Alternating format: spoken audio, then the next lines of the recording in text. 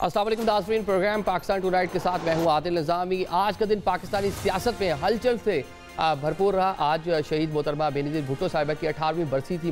मरकज़ी तकरीब गड़ी खुदा बख्श में हुई, जहाँ पर हमने देखा कि पाकिस्तान पीपल्स पार्टी की मरकज़ी लीडरशिप वहाँ पर मौजूद थी।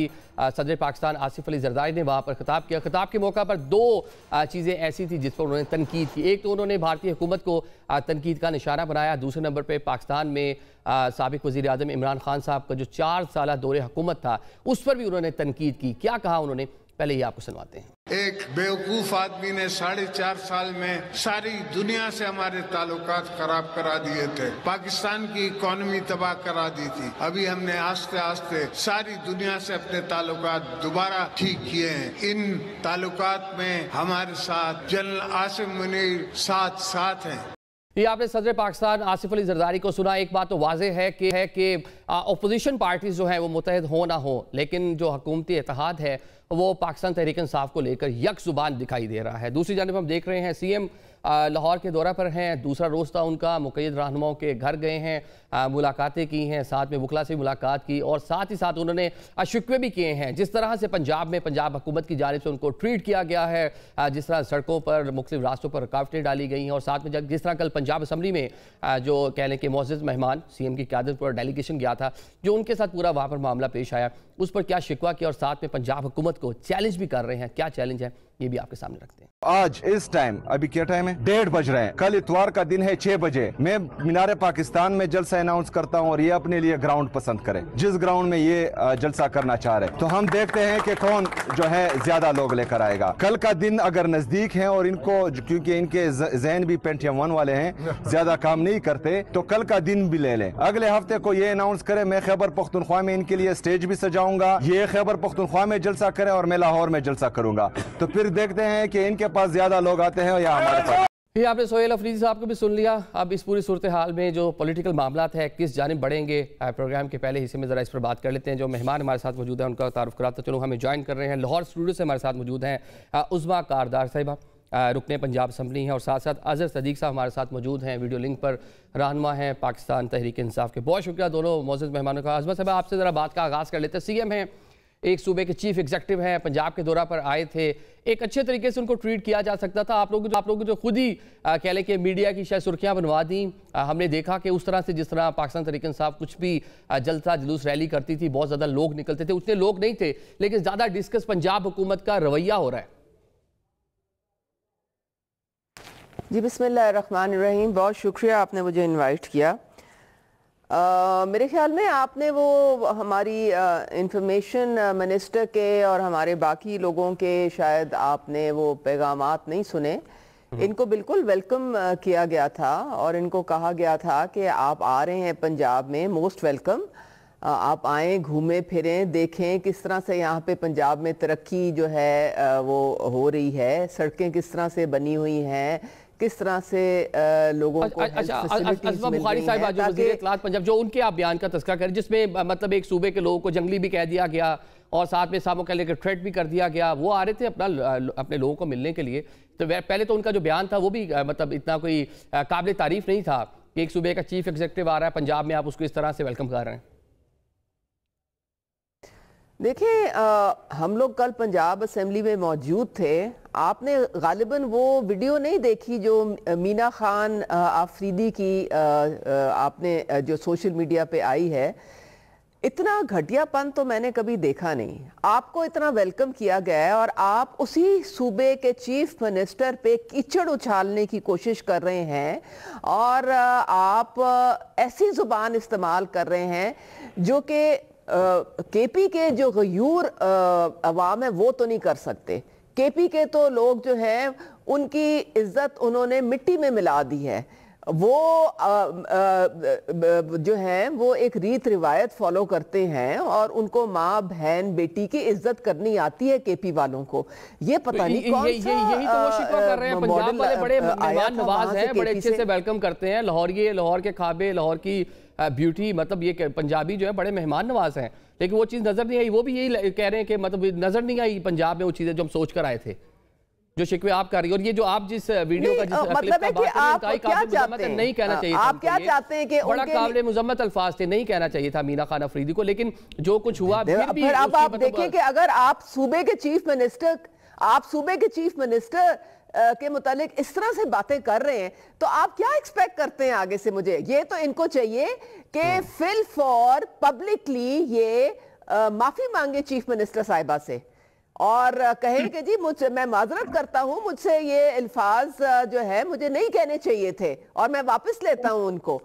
कोई हम पंजाब के अवाम ये डिमांड करते हैं, हमारी हद तक कोई है, हमारी जज्बात और इज्जत मजरूह हुई है, जितनी हमारी जो खवातीन और भाई और बहनें पंजाब के हैं, हम बहुत अफसुर्दा हैं इस बात पे।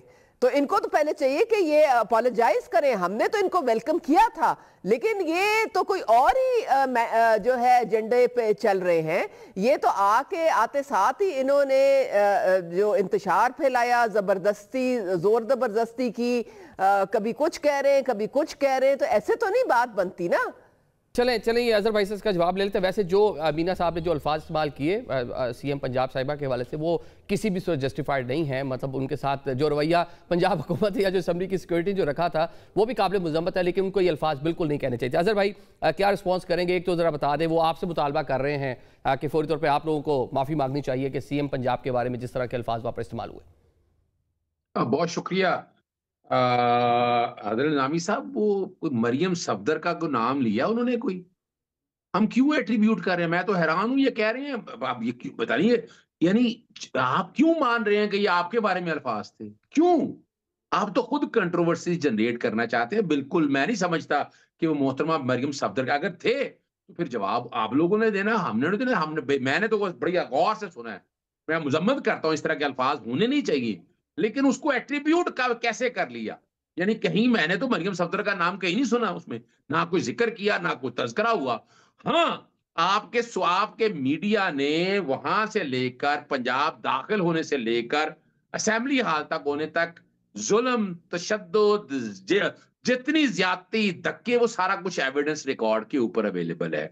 और मैंने तो प्रपोज भी किया था कि इसमें बाकायदा पर्चे दर्ज होने चाहिए, लेकिन पंजाब असेंबली का तकद्दुस पामाल नहीं होना चाहिए। एक इदारा है, उस इदारे के साथ ये ज्यादती नहीं होनी चाहिए। लेकिन आप अगर इसको एट्रीब्यूट करके करना चाहते हैं, खुदारा ये मत करें। आप अपनी इज्जत बहाल रखें। आप क्यों ये कहना चाहते हैं? यानी अगर कोई कंट्रोवर्सी, अगर किसी ने कोई बात इनडायरेक्ट तरीके से कह भी दी, उसको आपको अपनी तरफ ले जाना ही नहीं चाहिए। आप लोगों ने तो खुद ले जाकर अपने लिए मसाइल पैदा कर लिए। चलें, अब ले लिए, इनकी मर्जी है। अब आते हैं अगली बात की तरफ। देखें, अपना ना, ये मैं नहीं कह रहा, पूरा सोशल मीडिया या मीडिया उठा लें कि ज्यादती किसके साथ हुई है। मीना खान अफरीदी ने जो ज्यादती की है ना, गलत किया है, यानी, लेकिन उन्होंने किसी का नाम नहीं लिया। अगर ये समझते हैं नाम लिया है, पहले ये वजाहत करें कि ये उनका नाम लिया है, फिर आगे बात हो सकती है। कुछ कह सकता है आदमी के ऐसा हुआ है, लेकिन सवाल ये है कि जो ज्यादती एक वजीर आला के साथ हुई, यानी मैंने लिबर्टी मार्केट जाना था सर, मैं 1.5 घंटा जलील होता रहा हूँ। फिरोजपुर रोड वो ब्लॉक की, लिबर्टी वो ब्लॉक की, वहां तक उस तरफ से अगर रास्ता आना था तो आप मिसाल के तौर पर आप अपना जेल रोड के पुल पर आकर वहां से मैंने तो अपनी आंखों से देखा है ना। फिर जमान पार्क जाना था, पुलिस कितनी है, यानी प्रोटोकॉल क्या दिया। इससे ज्यादा प्रोटोकॉल तो बिलावल भुट्टो साहब को दिया, कहां से लेकर कहां तक। यानी हालांकि ना वो वजीरी आला थे, ना कोई ताल्लुक था, ना कोई कंसर्न था। हम उसकी तारीफ, वो भी एक पार्टी के सरबराह के तौर पर आए थे, अच्छा किया, बेहतर किया। लेकिन ये जस्टिफाई करना, माफी तो अब मोहतरमा मरियम सफदर को और उनकी पूरी काबीना को मांगनी चाहिए कि जो जुल्म और ज्यादती इनके साथ, बल्कि इस पे एक इंक्वायरी होल्ड करें। बल्कि चले छोड़े, मैं ज्यादा कह देता हूं, चले जुडिशल कमीशन एक बना दे जो बैठकर देख ले और हालात आ जाए। लेकिन एक बात बता दूं मैं आपको, मैं आदिल साहब आपके सामने, और ये मैं अप्रैल से बात कह रहा हूं कि सितंबर होगा, नवंबर के बाद हालात बदलेंगे। रोक के देख लिया, अब अवाम नहीं रुकने वाली, अवाम सड़कों पे भी निकलेगी। आप देखिए, जमान पार्क भी आ गया, हर जगह आ गया। मोबिलाइजेशन, मोटिवेशन, हमारा जो काम था, हमने वो काम शुरू कर दिया और ग्राउंड के ऊपर मतलब के सीएम का जो दौरा था वो कामयाब है। जो आप पंजाब में कारकुनान को मोबिलाइज करना चाहते हो गए, लेकिन हमें देखें, ऑनेस्टली स्पीकिंग, उस तरह से जो एक पाकिस्तान तहरीक इंसाफ एक जलसा, एक रैली की कॉल देती थी और हम देखते थे कि पाँव रखने की जगह नहीं होती थी, पॉपुलरिटी मतलब खान साहब की, और आवाम निकलते थे कॉल के ऊपर, लेकिन इस बार उस तरह से लोग निकले नहीं है, ये हमने भी फील किया। चलिए उस्मान साहब ये बताएं, वो कह रहे हैं कि पंजाब जो हम करने आए थे ना, हमारा काम पूरा हो गया है, कारकुनान को हमने मोबिलाइज कर लिया है और आगे जो भी अब लीडरशिप फैसला करेगी जो करना है उसके लिए हम तैयार हैं। आपको आपका लिबर्टी चौक में पता नहीं थे कि नहीं थे, वहां पे मीडिया ज्यादा था और इनकी 3-4 गाड़ियां थी, अपनी गाड़ियों में ये झंडे ले लेके घूम रहे थे लिबर्टी चौक के इर्द गिर्द, एक बंदा वहां नहीं था इनको सपोर्ट करने वाला।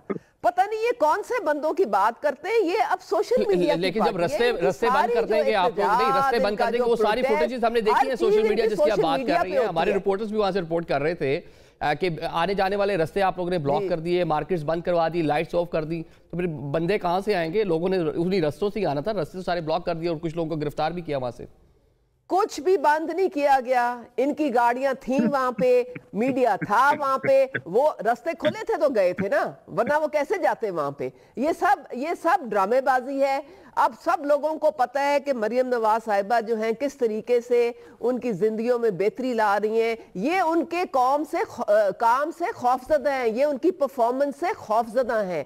इनको अब पता लग गया है कि लोगों से पजीराई इनको नहीं मिल रही, लोग इनसे सवाल करते हैं किधर है हमारी सड़कें, लोग इनसे कहते हैं किधर है हमारे अस्पताल, क्यों हमें पंजाब में आना पड़ता है इलाज करवाने के लिए। तलबा इनसे पूछते हैं कि किधर है हमारे जो है जो स्कॉलरशिप्स, वो हमें क्यों नहीं मिल रहे, लैपटॉप्स हमें क्यों नहीं मिल रहे, किधर है हमारी ई बाइक्स। तो ये सारी चीजें जो हैं लोग इनसे सवाल करते हैं और इनके पास एक भी किसी चीज का जवाब नहीं है, क्योंकि ये अजहर भाई से जवाब नहीं देते। अजहर भाई ये वाला जो मामला है ना, क्योंकि ये ठीक है कि चलो पहली बार सूबे अपनी परफॉर्मेंस की बात कर रहे हैं, दोबारा छोड़ के पंजाब चैलेंज कर रहा है आपको कि पंजाब में जिस तरह का इंफ्रास्ट्रक्चर है, चल पड़े दोबारा। ये क्वेश्चन जरा पूछ लेते हैं ना जी, पंजाब में जिस तरह का इंफ्रास्ट्रक्चर है, तलबा को देखें वो इलेक्ट्रिक बाइक मिल रहे हैं, लैपटॉप मिल रहे हैं, स्कॉलरशिप मिल रहे हैं, आई रोज़ सीएम जो है तकरीबात से खिताब कर रही हैं, इंफ्रास्ट्रक्चर मौजूद है, लेकिन केपीके में ये सारी चीज़ें मतलब हम भी जाते हैं, विटनेस करते हैं, उस पंजाब के को कंपेयर कर लें तो चीज़ें उस तरह से नहीं हैं। तो इसका ज़रा जवाब, आपके वहाँ मिनिस्टर्स भी थे, उनसे भी पूछा गया कि केपीके और पंजाब का मुआवजा ज़रा कर लें, तो उस पर जवाब नहीं आया, आप ज़रा जवाब दे दें। अच्छा, मैं असल में मसला ये है ना कि लानतुल्लाह काज़िबीन, झूठों पे लानत हो। देखें, हमें जिंदगी में ना सबक सीखने चाहिए।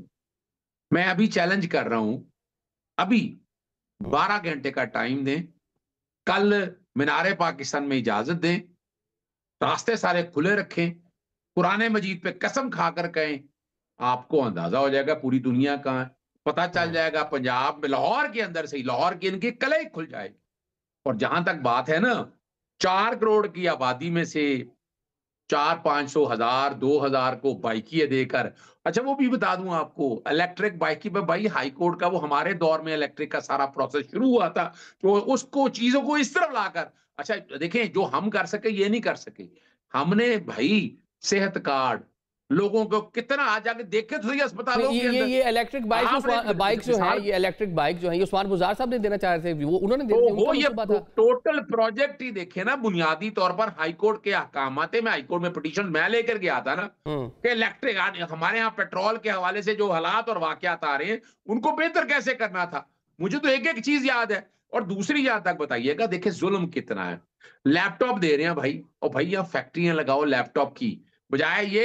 और आज भी मैं चैलेंज कर रहा हूं, आए उसका एक ऑडिट करा लें, नैब को कहीं आकर देख ले कि लैपटॉप कितने का था, क्या बेचा। अच्छी बात है, लैपटॉप मिलने चाहिए, मैं उसके नेगेटिविटी की तरफ नहीं जाना चाहता, लेकिन उसकी बजाय किया है क्या, इंटरनेट यहाँ चलता नहीं है, आपने सोशल मीडिया बंद रखा, आपने फायरवॉल लगाकर आपने रखा चले। और कितने लोग हैं जरा देखना ये पड़ेगा, वो बैठ के तस्वीरें उतार कर टिकटॉक पे करके, इसलिए ही है। मैं तो ये कह रहा हूं, आज इलेक्शन का ऐलान कर दे, पता चल जाएगा कि जनाब लोग किसको वोट डालते हैं, किसको पसंद करते हैं। मैंने अभी आपके सामने कहा, 12 घंटे का टाइम दे रहा हूं आपको, आज अपना मीनारे पाकिस्तान के अंदर ये तय करें, कुरान इनकी आके वजीर आला ऐलान करें कि जनाब हमने किसी को खुली छुट्टी है, कोई बंदा पकड़ा नहीं, FIR का रिकॉर्ड नहीं जिसको बंदे को नजर आ रहा, मीडिया ने रास्ते रोक। मैं खुद आपको कह रहा हूं, मैं चैलेंज कर रहा हूं कि इस बात को मैं नहीं पहुंच सका जहां तक, वहां तक बैठ के हम ये कोशिश करते रहे, कोई फर्क नहीं पड़ता इन चीजों से। आपने अगर आगे जाना है, चैलेंज सीएम ने भी दिया चैलेंज, बताया कि पंजाब हुकूमत ये चैलेंज एक्सेप्ट करने को तैयार है कि वो कह रहे 12 घंटे हमें दे दें, मीनार पाकिस्तान पे जलसा करके दिखाएंगे और आपको भी खुली छूट है, जब चाहे पेशावर आए जलसा करें। देखिए बात सारी ये है कि इनको लास्ट टाइम भी काना में हमने जब कहा था जलसे के लिए, तो वहाँ पे इनके लिए कोई नहीं निकला था और डीसी साहब इनके लिए कोई नहीं निकलेगा तो देख लेंगे ना, देखिए कैमरास मौजूद होंगे, सोशल मीडिया मौजूद होगा, मेन स्ट्रीम मीडिया मौजूद होगा, पता चल जाएगा इनकी कॉल पे कोई नहीं निकला तो इनको मौका दे दे 12 घंटे का। फिर आए ना, फिर डीसी साहब से ये अर्जी दे, एप्लीकेशन दे, फिर देखें उसका क्या उनको जवाब मिलता है। अभी तक तो इन्होंने कोई अर्जी नहीं दी डीसी ऑफिस में। ये वो चैलेंज पंजाब हुकूमत को कर रहे हैं, वो अगर हुकूमत राजी होगी, अगर पंजाब हुकूमत राजी होगी डीसी साहब की इजाजत मिल जाएगी। वो पंजाब हुकूमत को चैलेंज दे रहे हैं कि पंजाब हुकूमत हमें 12 घंटे का टाइम, जब 12 घंटे में जलसा करके दिखाते हैं और आप लोग भी यहाँ पेशावर में जलसा करें। वो तो हुकूमत बात कर रहे हैं। हुकूमत की एक कार्रवाई होती है, वो आपको जो कागजी कार्रवाई पूरी करनी होती है। आप ऐसे तो नहीं हवा में जलसा कर सकते ना, आपको एक प्रॉपर परमिशन लेनी पड़ती है और फिर उसकी सिक्योरिटी का सारे मामलात आपको तय करने पड़ते हैं और ये ऐसे तो नहीं होते मामलात। तो ये लोग तो देखें, इनकी जो सियासी क़यादत है वो तो साइडलाइन हो गई है, क्योंकि वो तो आपको पता है अचकज़ई और नासिर साहब जो हैं उन्होंने तो मुज़ाकरात का अलम बुलंद किया था। अलीमा खान ने चूंकि इनकी इतने डिविजन्स हो गई हैं पार्टी में कि सर पैर तो समझ नहीं आती इनके पार्टी का बचा क्या है। अलीमा खान ने साथ ही कह दिया जो मुज़ाकरात करेगा वो पीटीआई में से नहीं है। उधर वो जो कोट लखपत में बैठे हुए शाह महमूद और महमूद रशीद वगैरह, वो भी मुज़ाकरात की बात कर रहे हैं। तो मुझे समझ नहीं आती कि ये इनकी कौन सी कोलब सीधी रह गई है। ये पीटीआई है किधर, कौन इसको लीड कर रहा है, कौन इसको नहीं लीड कर रहा है, इनका कोई सर पैर नहीं। क्योंकि अब बैरिस्टर गौहर वो उन बेचारों की कोई बात नहीं मानता। तो भाई ये खुद इतनी कंफ्यूजन का शिकार है कि ये हम पे मुद्दा क्यों डाल रहे हैं। ठीक है अजहर भाई, ये कंफ्यूजन जो है ना मुज़ाकरात को लेकर, इसको ऊपर बता दें। तहफ़्फ़ुज़ आईन पाकिस्तान ने डिसाइड करना था कि डायलॉग करना है, प्राइम मिनिस्टर ऑफर कर रहे हैं, अचकज़ई साहब उसको वेलकम कर रहे हैं, खैर मकदम कर रहे हैं, अनकंडीशनल मुज़ाकरात के लिए भी तैयार है, लेकिन पाकिस्तान तहरीक इंसाफ उस पर बैकफुट चली जाती है। अच्छा, बहरहाल एक तो आपका बहुत शुक्रिया, चैलेंज कबूल नहीं किया, हमने कह दिया। अभी आपने भी कंपैरिजन नहीं किया, आपने भी कंपैरिजन नहीं किया लाहौर और पेशावर का या पंजाब और पेशावर का, इंफ्रास्ट्रक्चर का, तरक्की का, आपने भी उसका जवाब नहीं दिया। ना इंफ्रास्ट्रक्चर आज भी जैसे अगर उस पर कर रहे हैं उस पर प्रोग्राम रखिएगा। मैं एक चीज आपको बताऊंगा, अभी बड़ा सीरियस इशू आपने लिया है। देखिए हमारी तरफ से आज भी इजाजत है, जब मर्जी आए, बाकायदा प्रोटोकॉल देंगे, इनके लिए खाने का इंतजाम करेंगे, बेहतरीन जलसे का। दूसरी तरफ जो है ना, चले आज नहीं देना, 12 घंटों में नहीं देना, 24 घंटों के अंदर सुबह दरखास्त दे देते हैं, लेकिन ये तय करें कि जनाब हम बाकायदा इजाजत गवर्नमेंट ने देनी है, डीसीजीसी की कोई हैसियत नहीं है। चले आगे की तरफ चलते हैं, आगे आते हैं। देखिए पाकिस्तान तहरीक इंसाफ का एक फैसला है कि वो ना डील पे यकीन करती है ना एनआरओ पे यकीन करती है।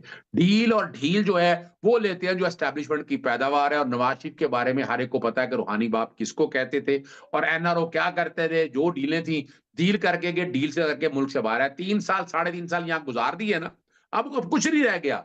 अब वजह क्या थी, अपोजिशन जमातें इकट्ठी हुई, उन्होंने कहा कि मुज़ाकरात की तरफ जाना है। हमने कहा ठीक है, पाकिस्तान तरीका आप करें, हम मुज़ाकरात का हिस्सा जब आप लाएंगे हम इसको देख लेंगे। और उन्होंने बड़ा जबरदस्त एजेंडा दिया। क्या एजेंडा दिया?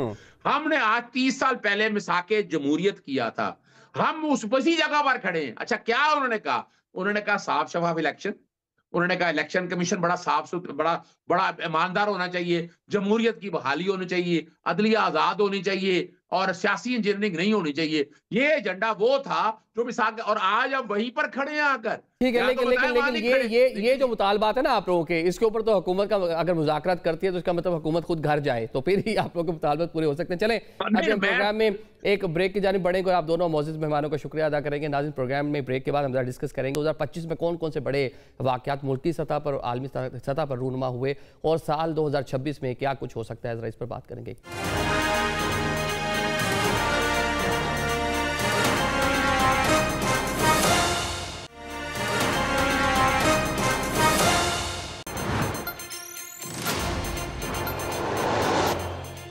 Welcome back after the break. Programme के सिलसिले को आगे बढ़ाते हैं। साल 2025 का इख्तिताम है और साल 2026 की आमद है। साल 2025 में आलमी सतह पर और पाकिस्तान में कौन कौन से बड़े जो चीज़ें हैं रूनुमा हुई, उसकी जो तफसीलात हैं पहले वो ज़रा आपके सामने रख देते हैं। 17 जनवरी को बानी PTI को अहलिया समेत 14 साल सजा हुई। जनवरी 2025 में डोनाल्ड ट्रंप ने बतौर अमरीकी सदर दूसरी बार हल्फ उठाया।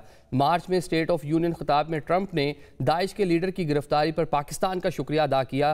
पाक अमरीका ताल्लुकात में एक नई शुरुआत थी जिसका ये आगाज़ हुआ। अप्रैल में पहलगाम का वाक़या होता है और भारत ने झूठे बयानिए की बुनियाद पर यकतरफा तौर पर सिंध तास मुआहिदा को मुअत्तल किया और मई के महीने में पाकिस्तान पर हमला कर दिया। पाकिस्तान ने मुंह तोड़ जवाबी कार्रवाई में 7 भारतीय जंगी तैयारे मार गिराए और इसके साथ S-400 दफाई निज़ाम जो रूस से भारत ने ले रखा था उसको तबाह कर दिया। 26 से ज़ायद जो डिफरेंट ठिकाने थे भारत के अंदर उनको भी पाकिस्तान की जानिब से कामयाबी के साथ निशाना बनाया गया, जिसका एतराफ़ दुनिया ने मुख्तलिफ जो जगहों पर आपने देखा कि मुख्तलिफ जो लीडरशिप है उन्होंने उसका इजहार किया और माना कि पाकिस्तान ने किस तरह से भारत को नुकसान पहुँचाया है। Army chief general Syed Asim Munir को फील्ड मार्शल के ओहदे पर फाइज किया गया। जून में पाकिस्तान की फील्ड मार्शल की अमरीकी सदर से ओवल ऑफिस में मुलाकात हुई।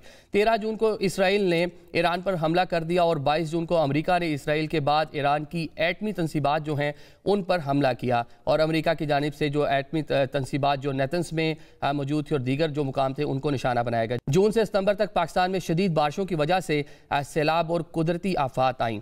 सितंबर में पाक सऊदिया ताल्लुकात में दिफाई मुआहिदा हुआ जिसको पाक सऊदिया जो दिफाई पैक्ट है उसका नाम दिया गया और दोनों ममालिक ने मिलकर जो दिफाई जो ताल्लुकात हैं उनको फ़रोग देने का अहदा किया।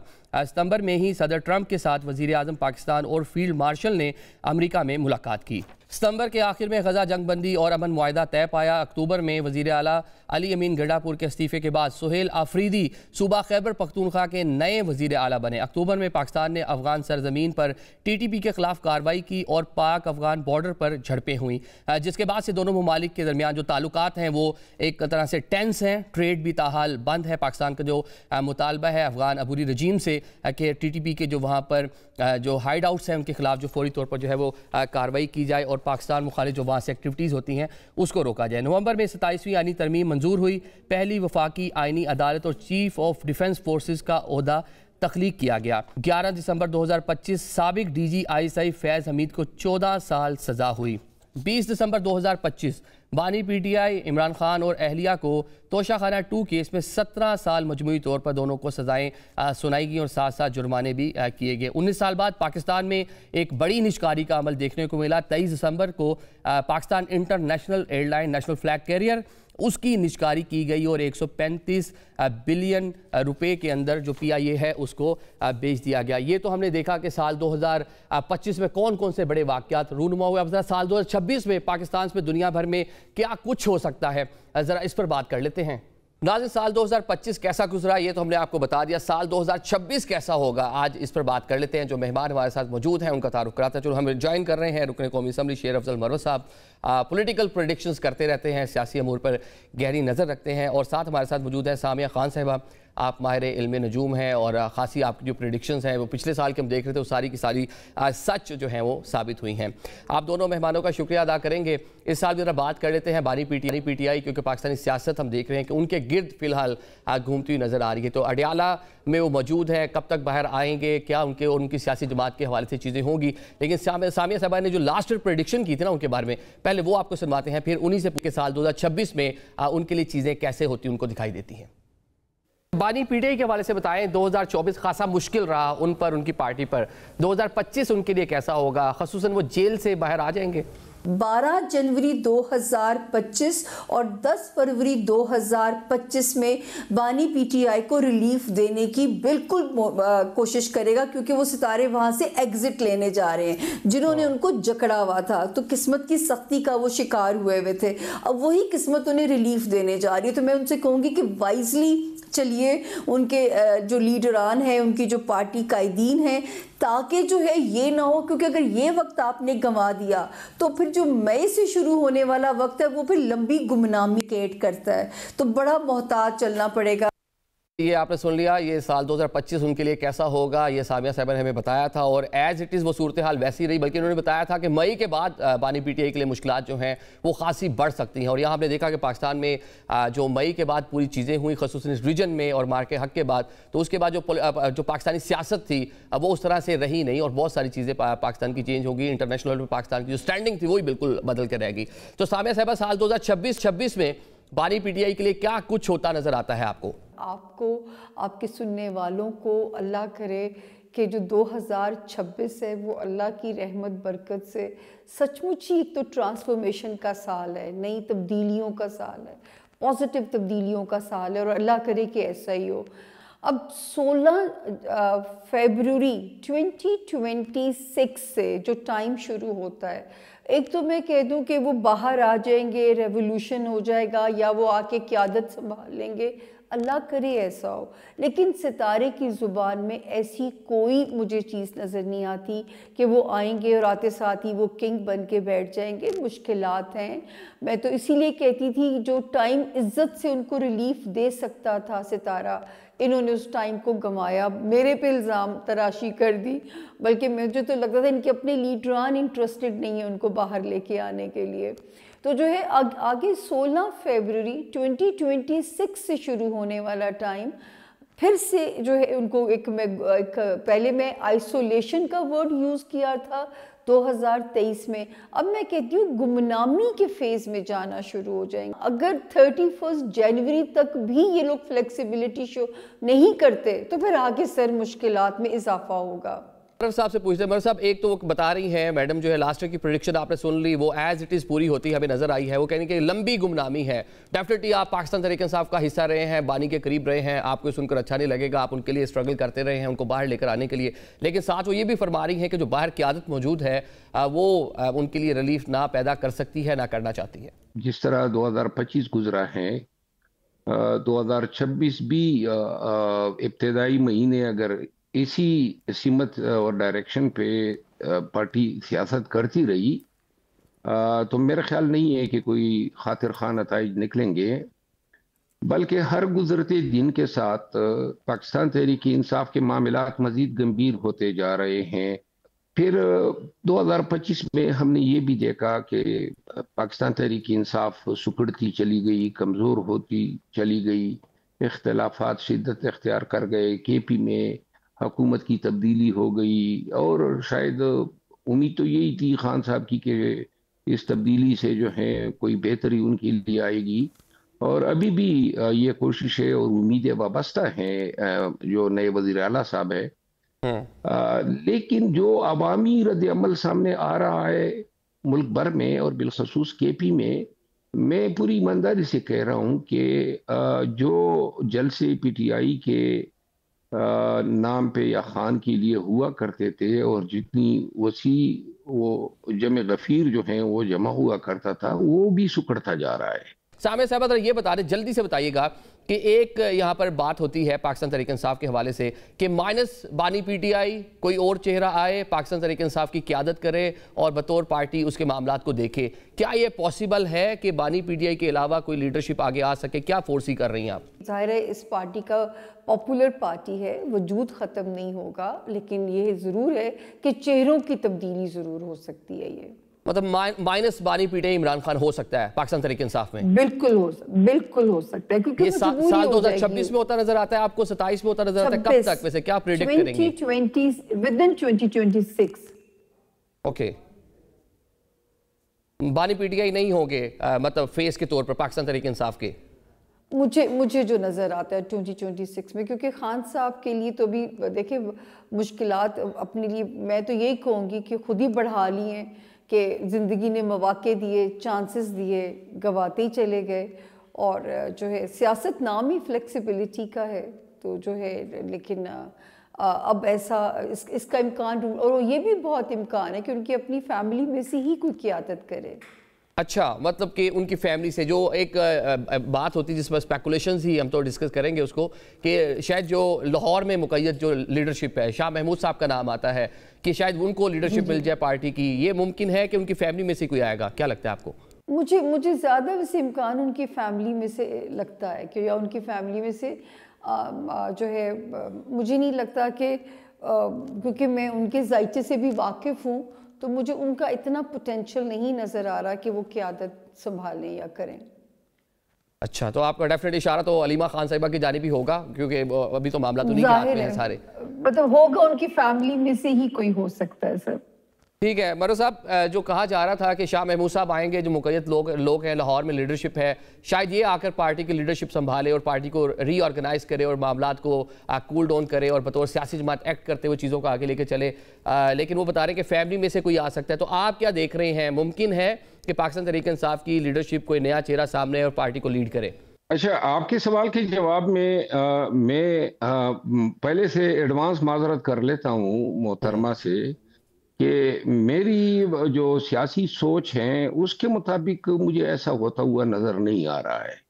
अच्छा। और इससे कतई में ये मुराद नहीं लिया जाए कि मैं उनके इल्म को चैलेंज कर रहा हूँ, लेकिन जो पाकिस्तान तहरीक इंसाफ की नफ्सियात हैं और जो इसका ढांचा है, जो इसका वजूद है, जितना मैं इसको समझता हूँ, ये ज़रूर हो सकता है। प्रेशर ग्रुप्स तो पार्टी में कब से हैं और छोटे छोटे ग्रुप भी हैं, इख्तलाफात भी हैं, ये सारी चीज़ें जो हैं, लेकिन खान के साथ जो है निकाले जाने के बावजूद आज तक मेरा इख्तलाफ उनके साथ नहीं आया है। दूसरी बात जो है, उनको माइनस करना, वर्कर जो हैं वो खान को जानते हैं ना खान की फैमिली को जानते हैं, यानी उनसे वाबस्तगी, वो जो मोहब्बत है कि जी कोई ये सोचे कि खान की जगह मोहतरमा अलीमा खानम ले सकती हैं, ये बिल्कुल मैं नेक्स्ट टू इम्पॉसिबल समझता हूँ।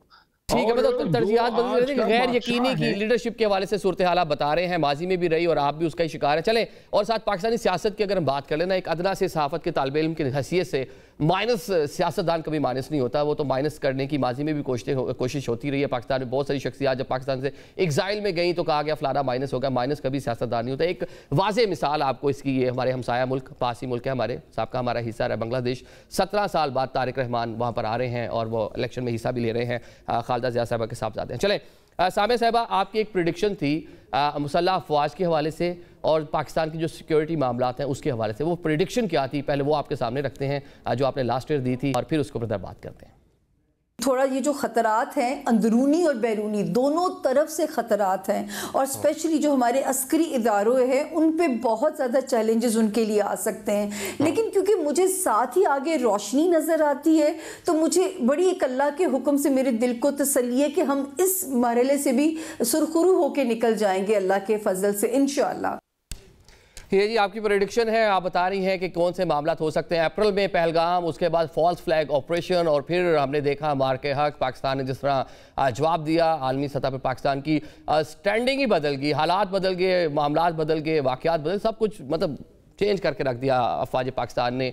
अब ज़रा ये बता दें कि भारत की जानिब से आए रोज़ अभी भी बयानात आते हैं कि ऑपरेशन संदूर जो उसमें एक पॉज आया है अभी वो कंटिन्यू है, उसका एक मरहला आगे बढ़ना है, तो क्या दोबारा इस तोयत का कोई मिस एडवेंचर हो सकता है? और पाकिस्तानी अफवाज जो इसकी स्टैंडिंग और जो चैलेंजेस है ख़ुसूसन अफगानिस्तान से रिलेटेड मामलात में और आलमी सतह पर जिस तरह हम एक रोल प्ले कर रहे हैं, आगे हम मिडल ईस्ट की बात कर लें, वहाँ जिस तरह सऊदीया के साथ एक पैक्ट हो गया और साथ में उसे आगे चलते हैं, गज़ा में जो अमन मुआहदा है पाकिस्तान उसके अंदर पेश रहा, तो क्या देख रही हैं कि अफवाज के हवाले से पाकिस्तान का 2026 कैसा होगा?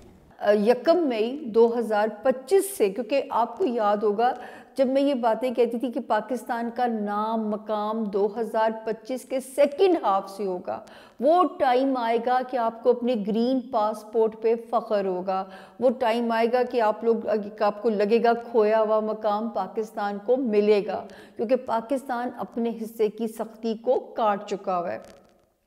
तो जो आने वाला वक्त है, और ये मुझे उस वक्त नहीं पता था कि जंग लगेगी और जंगे बदर जैसा माहौल होगा, तो मैंने उस प्रोग्राम में कहा था कि ये जो आर्मी चीफ हैं इनको कोई इंटरनेशनली इनके नाम का डंका बजने जा रहा है। ठीक है, पेशन गोई का ये सिलसिला जारी रखते हैं और कुछ जो पॉलिटिकल पाकिस्तान की लीडरशिप है उसके बारे में जानते हैं कि उनके बारे में साल 2026 में क्या कुछ होने जा रहा है मुमकिन तौर पर।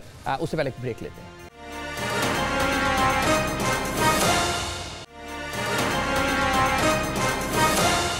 Welcome back after the break. Programme के सिलसिले को आगे बढ़ाते हैं। अब तरह बात कर लेते हैं साल 2026 में पाकिस्तान की जो लीडरशिप है, पॉलिटिकल लीडरशिप, उसके बारे में क्या कुछ हो सकता है, उनका जो सियासी मुस्तकबिल है वो कैसा होगा। साबिर साहब, जरा पॉलिटिक्स में जरा दोबारा आ जाते हैं। प्राइम मिनिस्टर ऑफ पाकिस्तान क्या शहबाज शरीफ साहब जो हैं, एक तो बताएं कि 5 साल पूरे करने वाले पहले वज़ीर आज़म बन सकते हैं, और ख़ुसूसन साल 2026 उनके लिए कैसा होगा, क्योंकि डिफरेंट नोयत की स्पेकुलेशंस थी मार्केट में। वो जो बलोचिस्तान वाला फार्मूला है 2.5 साल वाला, शायद बिलावल भुट्टो दोबारा 2.5 साल वो गुजारेंगे, इस तरह की चीज़ें। तो शहबाज शरीफ साहब के सितारे क्या कह रहे हैं, 5 साल मुकम्मल कर जाएंगे, एस्टैब्लिशमेंट 1 पेज, ताल्लुकात बेहतर रहेंगे? एक सूरत में शहबाज शरीफ साहब वैसे वो सेफ हैं, आपको सियासी मंजरनामे पे वो नज़र आते रहेंगे।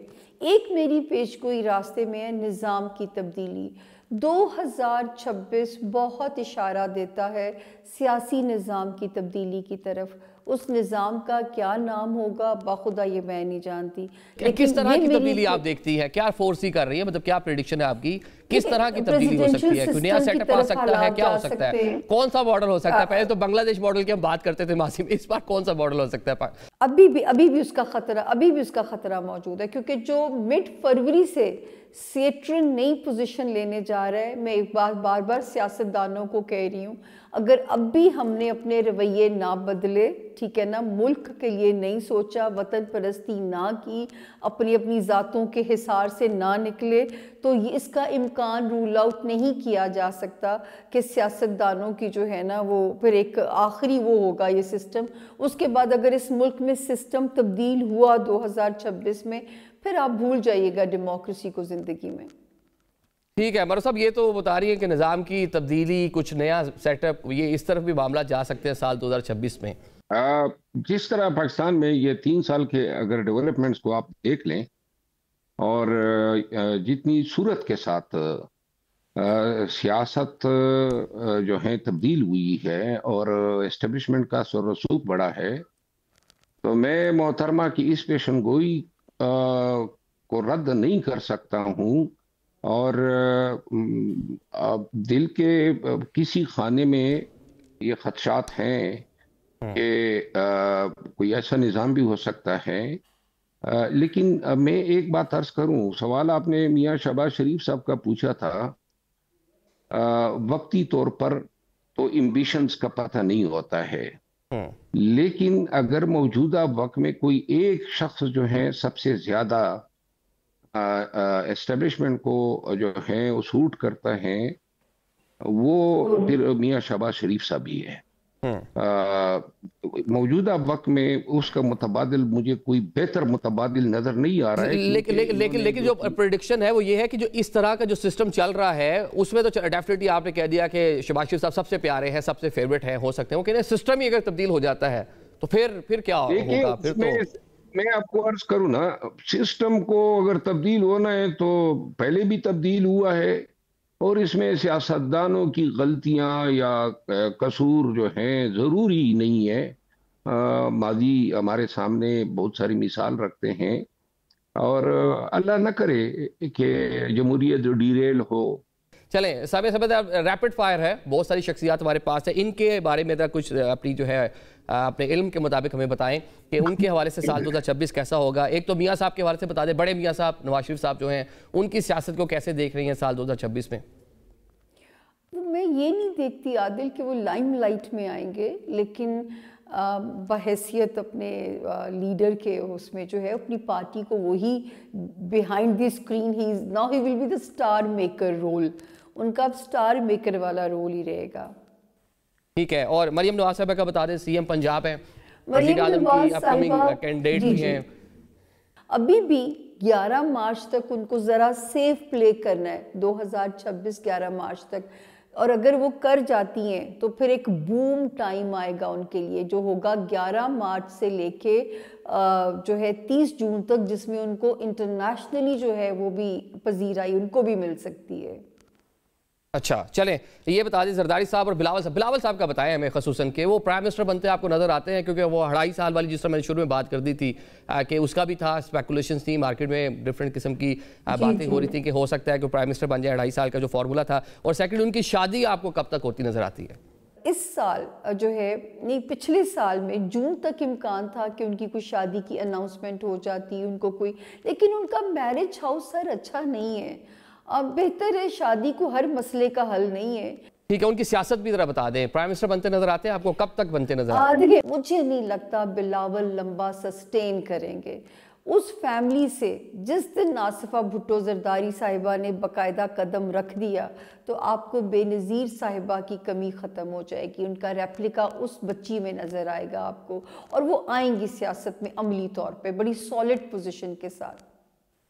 ठीक है, मतलब आपको वो फिलहाल वैसे सियासत में एंट्री तो कर चुकी हैं, रुकन कौमी असम्बली भी हैं और साथ में खातून अव्वल भी हैं, और बल्कि उनका तस्करा कर रहे हैं तो आज मोहतरमा शहीद बेनज़ीर भुट्टो साहिबा की बरसी भी है 27 दिसंबर, जब हम आज बात कर रहे हैं उनको, बल्कि सियासत की बात कर रहे हैं। पाकिस्तानी सियासत जो उनकी उसके लिए कुर्बानियाँ हैं वो बिलाशुबा आज भी मौजूद है। पाकिस्तान पीपल्स पार्टी आज भी फैमिली और उनकी जो कुर्बानियों की वजह से अपना वोट बैंक उसको इंटैक्ट रखे हुए है। मर्र साहब, एक आखिरी प्रेडिक्शन मैंने आपसे लेनी है। कुछ दिन पहले आपने कहा था कि साल 2026 या साल 2026 के आइंदा चंद हफ्ते एक सियासी शख्सियत, मैं बात कर रहा हूँ गंडापुर साहब की, उनके बारे में बड़ी मतलब चीज़ें बेहतर हो सकती हैं, बड़े लाइमलाइट में नजर आएंगे, तो उनकी ज़रा प्रेडिक्शन आप कर दें कि साल 2026 में गंडापुर साहब की सियासत कहाँ देख रहे हैं और क्या बता रहे थे आपके कुछ लाइमलाइट में वो आने जा रहे थे, कहाँ आते नजर आते हैं आपको? निजामी साहब, ये जिस तरह प्रोडिक्शन आप मुझसे ले रहे हैं, अब आप मुझे मोहतरमा का कंपटीटर बना रहे हैं। मैं तो बेसिकली सियासत पे अगर बात करता हूँ तो अपने तजर्बे में जो एहसासात होते हैं, जो इन चीजों को मैं समझता हूँ उसकी बुनियाद पे, और कुछ हकाइक होते हैं जो मेरे नोटिस में होते हैं। गंडापुर साहब जो है ना, वो मैं एक दफा फिर दोहराता हूँ कि मुझे उसका सितारा जो है वो चमकता हुआ नजर आ रहा है।